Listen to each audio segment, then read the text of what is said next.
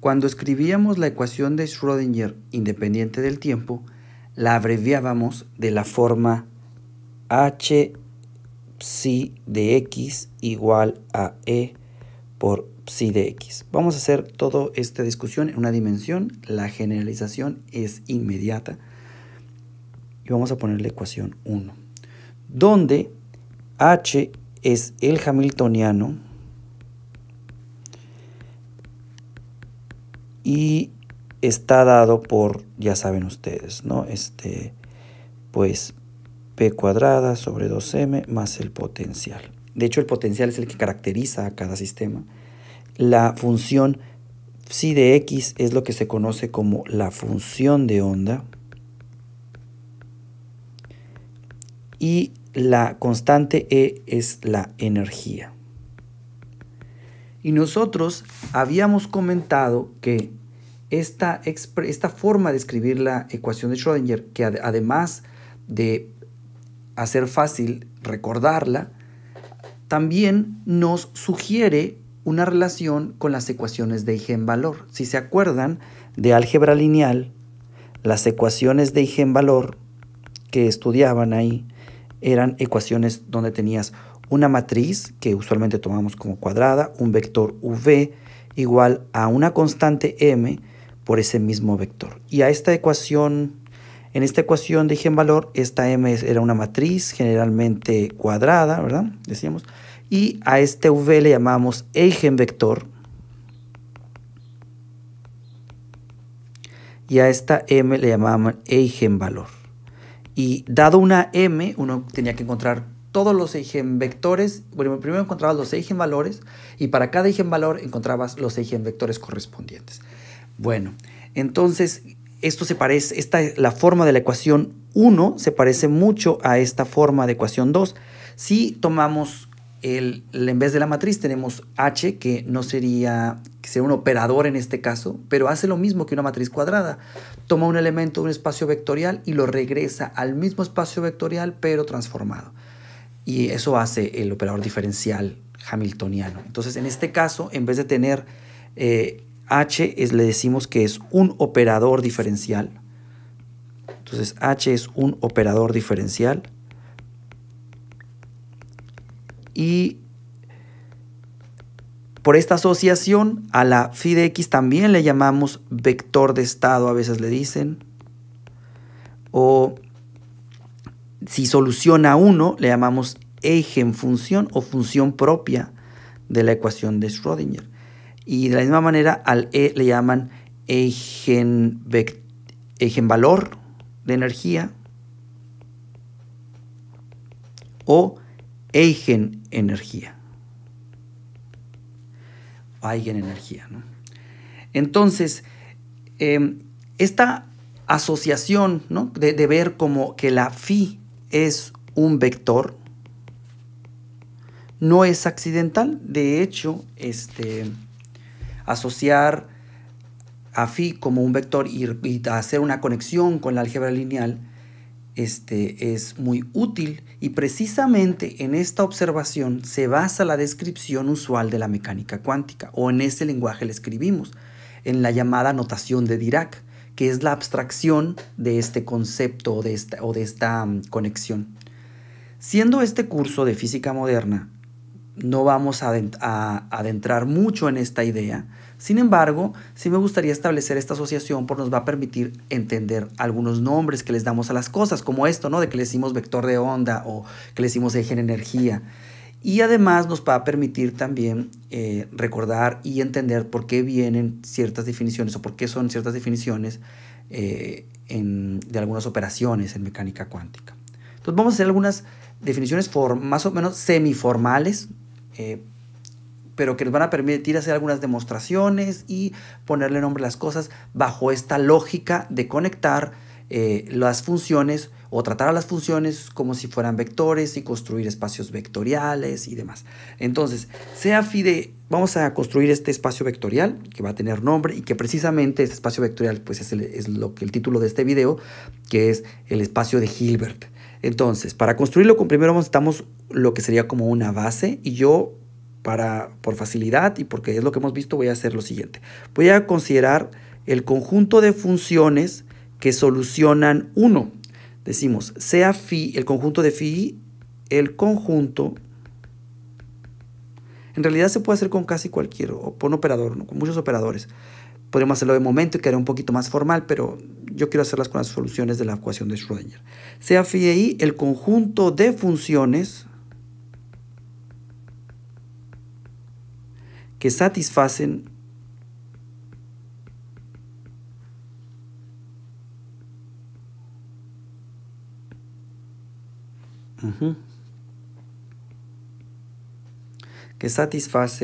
la ecuación 1. La vamos a poner así, que satisfacen la ecuación de Schrödinger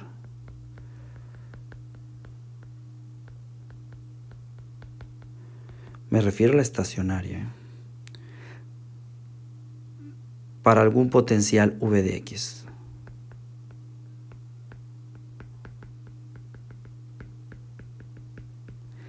Y entonces es decir, que se cumple esto.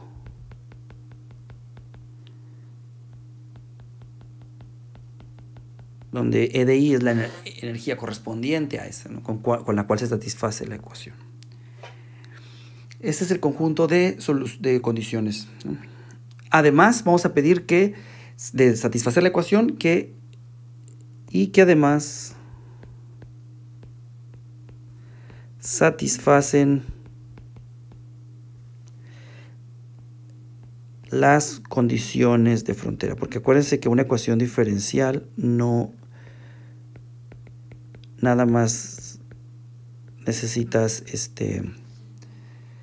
la que satisfaga o que solucione la ecuación, también necesitas que satisfaga las condiciones de frontera, porque si no te sobran constantes sin determinar, ¿no? Entonces, y bueno, lo usual que le pedimos a las funciones que ya hayamos dicho, ¿no? Para que sean aceptables. Pedimos además que sean univaluadas, continuas, que eso medio lo podemos intuir porque soluciona la ecuación, ¿no? Derivables. ¿Y qué más? Decíamos que fueran univaluadas. Que eso es en parte las condiciones de frontera, ¿no? Y bueno, otra cosa es que sean cuadrado integrables. Y eso lo discutíamos antes. Entonces, el conjunto de funciones que soluciona 2, que satisface las condiciones de frontera y que cumplen estas otras condiciones de la derecha, continuidad, derivable, univaluada y cuadrado integrables, con este conjunto vamos a escribir otro conjunto y a ese otro conjunto le vamos a llamar precisamente el espacio de Hilbert, ¿no? El conjunto de funciones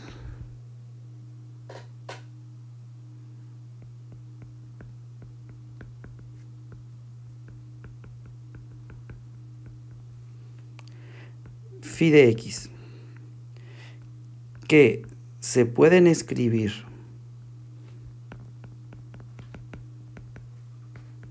como phi de x es igual a la combinación lineal de un a de i con a de i algunas constantes que son independientes de la posición por phi de i de x, y a esta ecuación le pongo ecuación 3.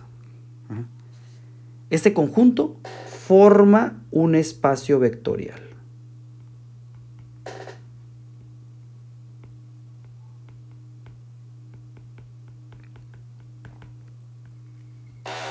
Ahora, primero una anotación. Esta suma la puse como si el i fuese un número discreto, pero pudiera ocurrir que la etiqueta i, dependiendo quién sea el hamiltoniano, puede ser continua, es decir, no numerable, la i, y entonces pues esta tendríamos que escribirlo de otra forma. Podría ser, en caso de que no fuera numerable, pues esta suma puede entenderse como una suma, o bien si fuera un índice continuo, tendría que ser alguna a de k, ¿no? Por una phi de k de x diferencial de k, así en general, ¿no? Pues sí, en caso de que fuera continuo el valor este. Bueno, forman un espacio vectorial. ¿Y por qué forma un espacio vectorial? Porque cumplen los 10 axiomas, es decir, cumple los 10 axiomas de espacio vectorial.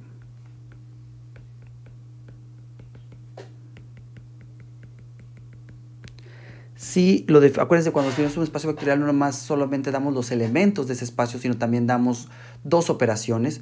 Una es una operación de suma que vamos a utilizar. Tenemos la operación de suma usual de funciones.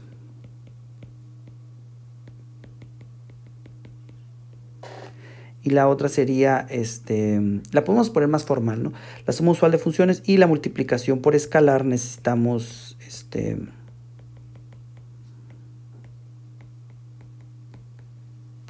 por ejemplo, para la suma usual de funciones decimos sea phi1 y phi2 dos soluciones, dos funciones, elementos del conjunto.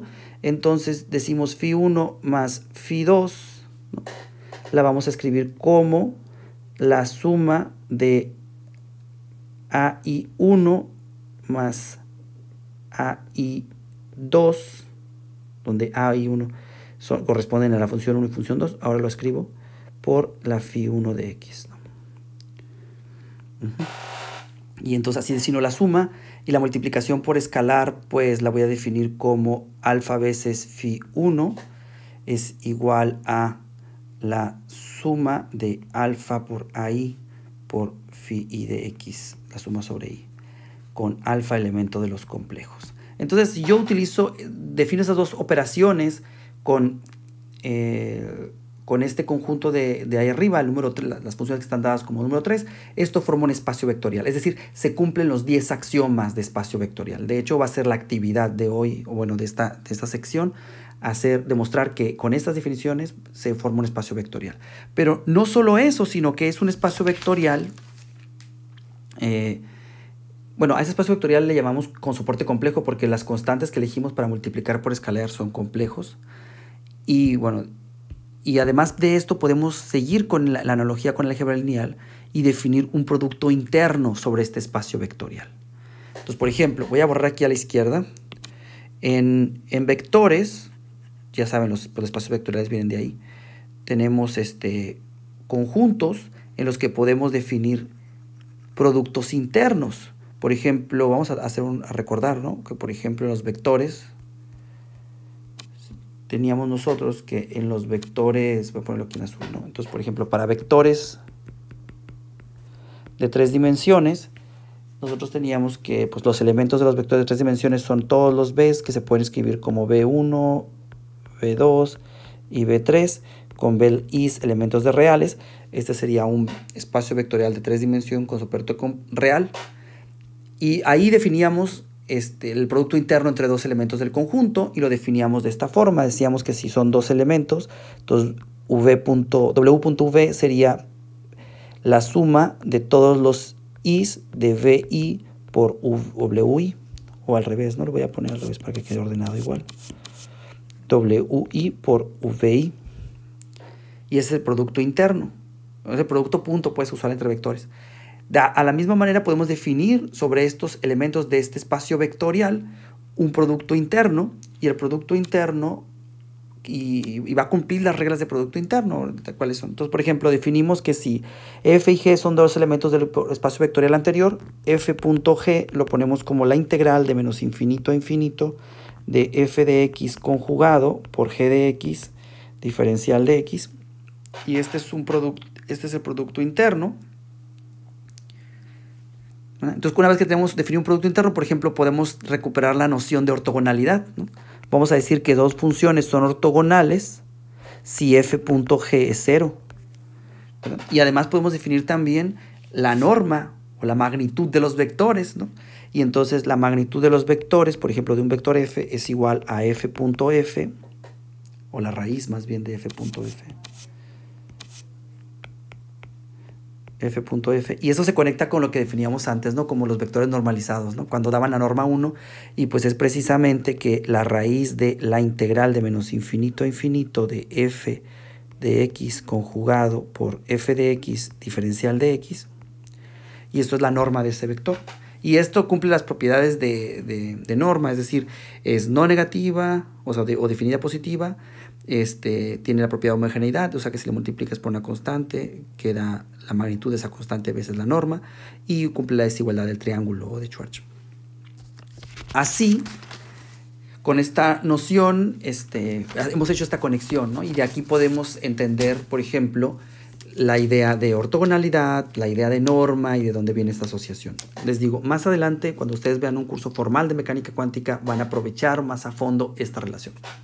Por lo pronto, esto va a ser todo lo que vamos a ver sobre el espacio de Hilbert. Bueno, digamos, a este espacio que tiene, las funciones se pueden escribir como combinación lineal, ya sea discreta o continua, como ecuación 3, que además, con las operaciones de suma usual de funciones y la multiplicación por escalar en complejos, y en la cual se define el producto interno dado por la ecuación que le voy a poner, si a este le puse 4, a esta 5, si le pongo ecuación 6, se le llama espacio de Hilbert, o espacio físico de Hilbert. Y bueno, y eso es el motivo de este video.